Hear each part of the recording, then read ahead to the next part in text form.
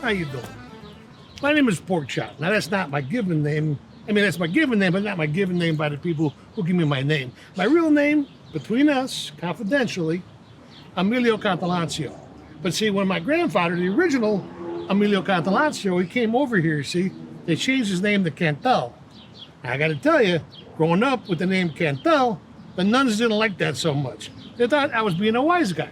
Now, I was being a wise guy, but not about that. That's just my name, Cantel.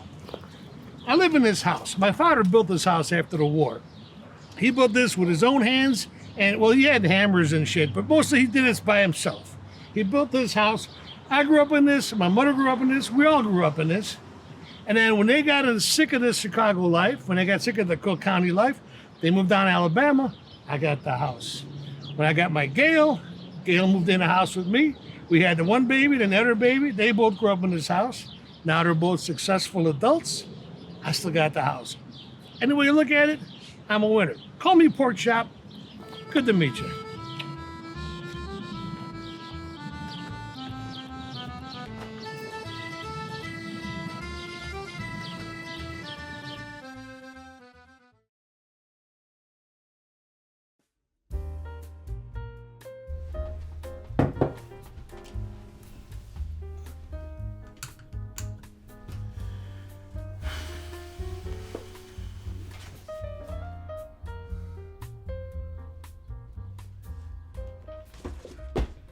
So there was this guy called Mr. Clifford.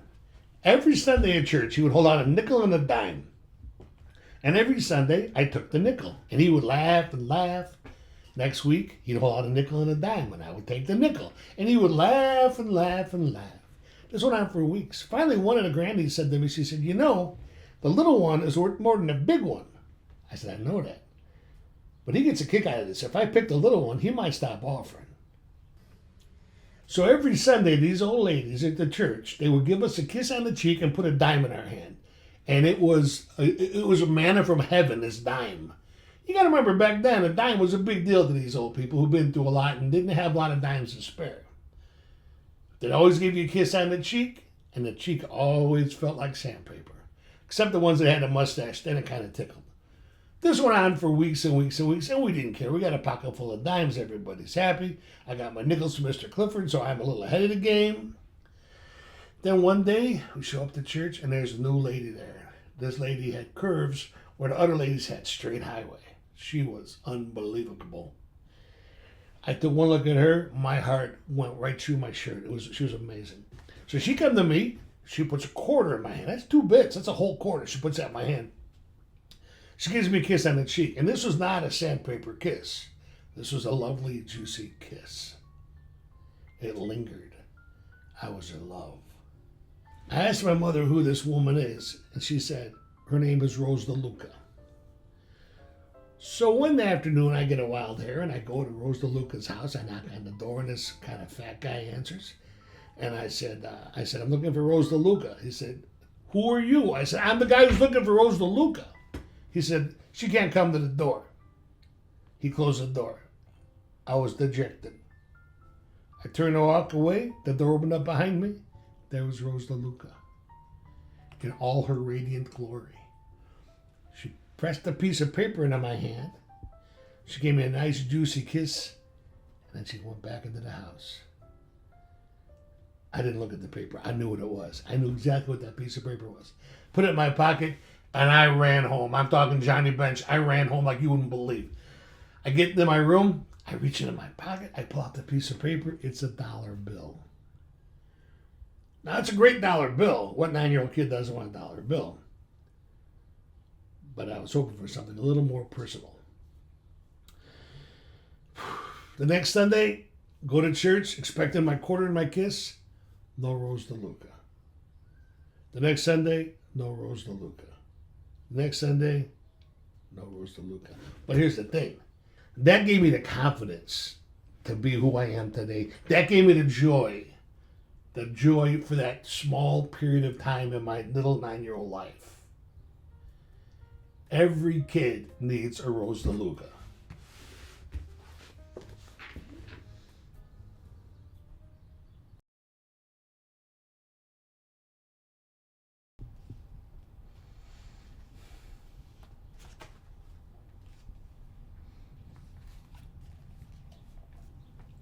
So I'm sitting at work and the phone rings. I answer the phone.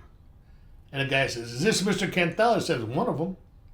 So, "Well, we need to talk to Mr. Cantel about his mother." I said, "What about my mother?" He said, "She's sick." I said, "She's not sick. She's old. People get old." He said, "No. Your mother's far past that. She's sick." So what do you got on your mind? She's going to be fine. She's going to be out there cooking the gnocchi in no time. He says, "Look, Mr. Cantel, your father's down here with your mother, but he's going to need some help. You got to help her put a house in order."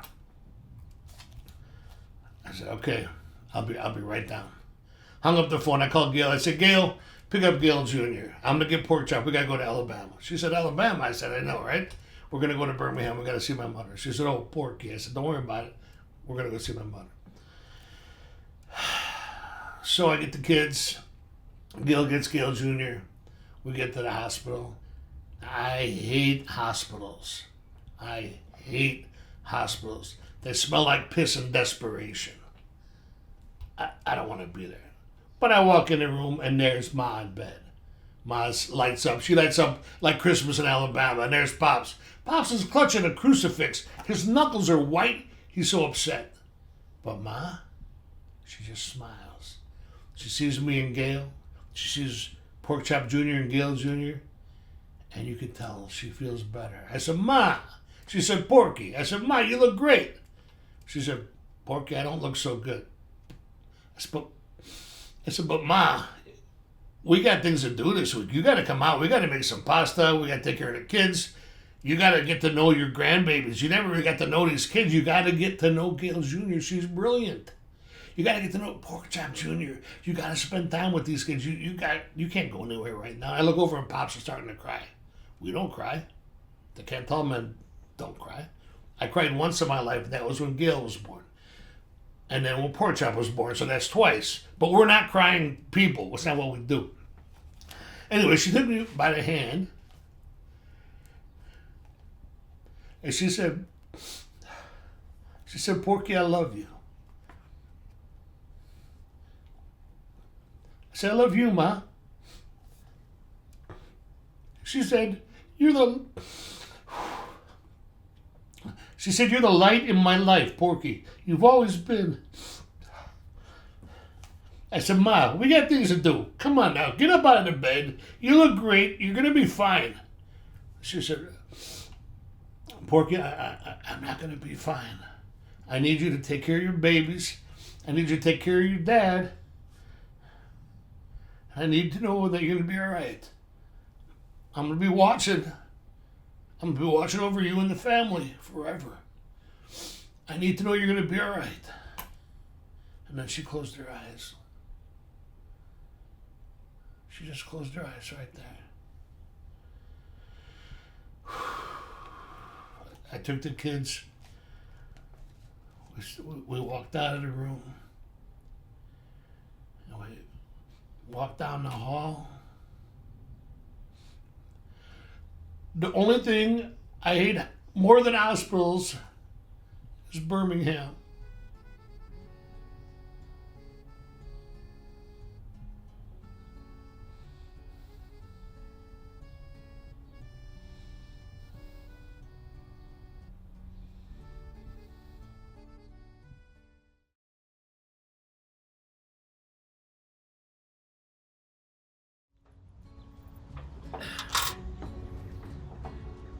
So the other day, Pork Chop Jr. comes into my room. He says, "Dad, we got to talk." I said, "Okay, let's talk." He said, "No, we got to talk." I said, "We can talk. You talk, I'll listen. I'll talk, you listen. That's how this goes." Good enough. He says, "Dad, do you ever hear about alternative lifestyles?" I said, "Son, I need a little more detail." He said, "Alternative lifestyle, like things that not everybody does." I said, "You're not telling me you're a Cub fan, are you?" He said, "Oh, no, Dad. Nobody would ever be a Cub fan. Nobody with any brains would ever be a Cub fan. Anyway, no, Dad." I said, "Well, what is it, son?" He says, "Dad, I'm not really into women in the romantical sense." I said, "Explain that, son, because I'm not entirely sure I understand what you're saying there." So, "Dad, I'm more interested in the boys in the romantical sense. I like boys. I'm gay, Dad." I said, "What?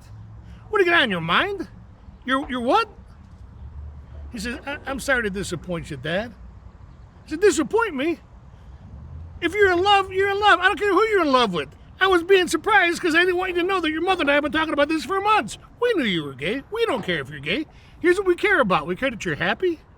We care that someone loves you. We care that we love you. We care that you're comfortable and you're having a good life. That's really it, kid. Do you. Be happy. Love who you want to love. Just don't love the Cubs.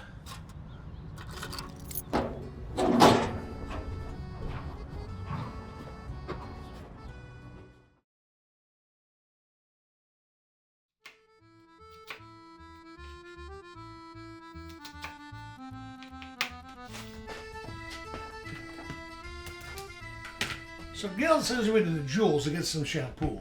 And I'm walking down the meat aisle and I see this guy. And this guy looks just like me. It was like looking in a mirror. This guy, he's handsome, he's well built, he's got a goatee. I said, what's your name? He said, I'm Uncle Beef. What's your name? I said, I'm Pork Chop. He said, you're the other white meat. Everybody's got a joke. I said, you married? He said, yeah, you married? I said, of course I'm married. I said, what's your wife's name? He said, Glenda. What's your wife's name? I said, Gail. You work in the factory? Yeah, I work in the factory. You work in the factory? Yeah, I work in the factory. You work in the factory in Archer? Of course I work in the factory in Archer. Where else are you going to work? You in the factory in Archer? Yeah, I'm in the factory in Archer. I said, you got kids? He said, yeah. You got kids? He said, yeah. We both got kids. He said, what's your kid's name? I said, my son is Pork Chop Jr. My daughter is Gail Jr. What about you? He said, my daughter is Glenda Jr. My son, he's Little Beefy. I couldn't believe it. This guy was my doppelganger. I never seen nothing like it in my life. It was like looking in a mirror.